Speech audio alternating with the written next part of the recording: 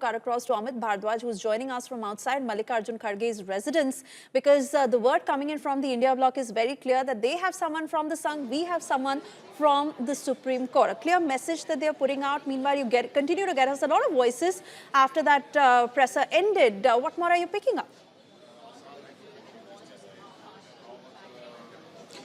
Well, the India bloc strategy is pretty clear that they want to portray it as an ideological battle, and they did not want to give up on the vice presidential election. And I did ask certain leaders, including those from Samajwadi Party and CPM, as to why, when they do not have the numbers, they have chosen to go ahead and participate in this vice presidential election. Their answer is that, look, it's an ideological battle. Even though we do not have the numbers, we had to put it across that we are ready to fight the Bharatiya Janata Party. More interestingly, when asked, when the government had reached out for consensus over the NDA candidate, even from India bloc, the response was that you cannot pick and choose once your own candidate and then ask the opposition parties to come on board. There has to be a consultation, and only after consultation, consensus can be built. That's what India bloc leaders are saying after picking, former Justice of Supreme Court, B. Sudarshan Reddy, as their candidate.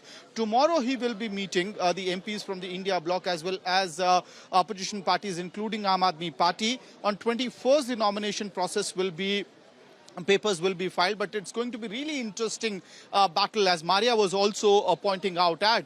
The NDA's key ally, TDP, has already, with a lot of enthusiasm, supported the NDA candidate. And in fact, all of these MPs had met yesterday the NDA candidate, VP candidate, including Lavu Krishnadev and Union Minister Ram Mohan Naidu. Now you have a Telugu individual being portrayed as the candidate from the India bloc.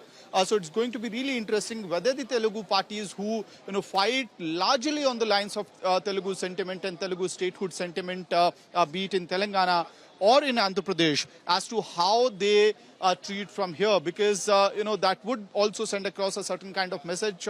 However, there's hardly any chance for the TDP to change their stance from here, because they have already declared that they are going to back the NDA candidate. But YSRCP, that's a very interesting and difficult question for them, to who to support, and so it will be for the BRS. However, these parties do not have big numbers in the house, but as far as the optics is concerned, it becomes a really interesting